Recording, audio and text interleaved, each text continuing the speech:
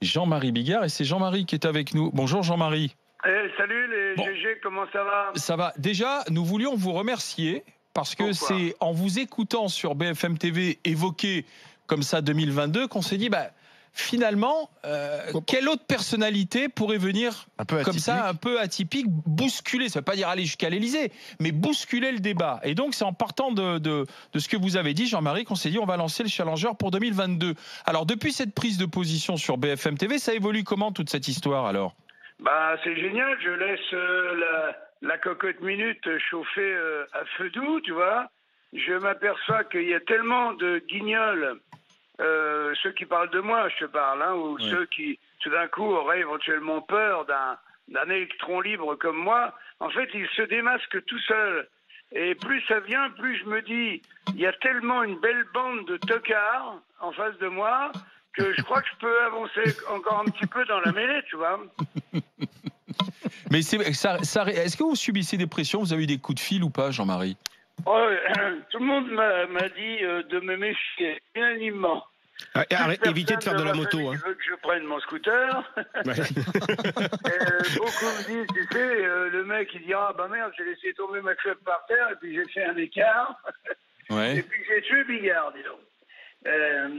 Mais bon, non, bien sûr que j'y pense parce que le 20, je profite d'être à l'antenne pour dire que le 20 juin, je fais un spectacle en streaming où là, je vais balancer pas mal. Et je vais balancer notamment, je vais un petit peu, pas détruire, mais je vais me foutre de la gueule de Big Pharma parce qu'ils sont quand même à l'origine un peu de pas mal de nos malheurs, dans la mesure où ce sont eux qui décident un peu pour tout le monde qui va faire quoi. Ils sont capables de mettre sur le trône n'importe qui. Et c'est Big Pharma, comme vous le savez, c'est les 10 laboratoires les plus gros du monde qui se sont mis ensemble. Et leur chiffre d'affaires, là, qu'ils ont posté en avril, est de 489 milliards de dollars. Tu vois. On peut arrondir à 490, ça fait pareil.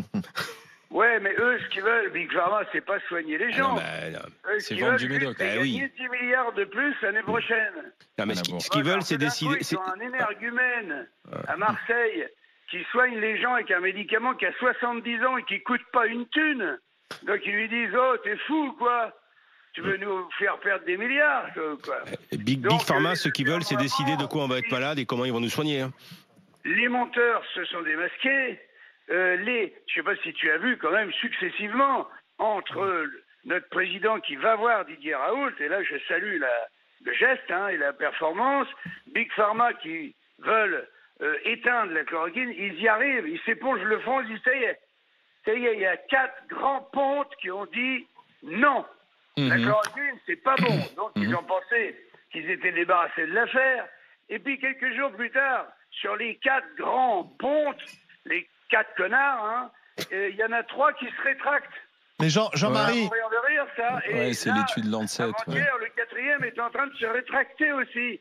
Donc moi, le 20, je vais faire la réunion des 4 connards.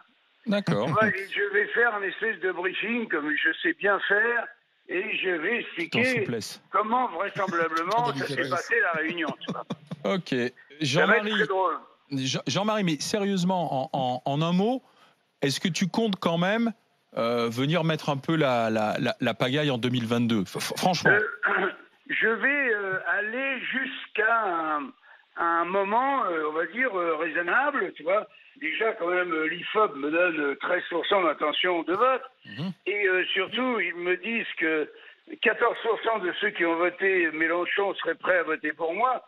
21% de ceux qui ont voté Le Pen seraient prêts à voter pour moi. Et c'est le prénom, Jean-Marie. des électeurs de Macron. Tu vois, et 32% des Gilets jaunes. Ça fait beaucoup de monde, tout ça.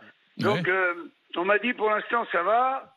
Mais si tu passes 15, 16, 17%, tu deviens un potentiel vainqueur, quoi, tout simplement. Et alors là, si tu sors de chez toi et qu'il y a un drone qui est au-dessus de toi, tu te méfies. Merci Jean-Marie d'avoir été avec nous. Donc rendez-vous le 20 juin, on suivra ce que fait Jean-Marie. En fait, moi je pense qu'aujourd'hui une candidature comme ça un peu anti-système embête plus les candidats officiels de l'antisystème que peuvent être Mélenchon et Le Pen que Emmanuel Macron. Et Emmanuel Macron qui appelle Jean-Marie Bigard, parce qu'en fait ça a démarré par ça. Bon, il y a du cynisme aussi, c'est-à-dire que Macron il a peut-être aussi envie que ce genre de candidature apparaisse pour emmerder ses adversaires.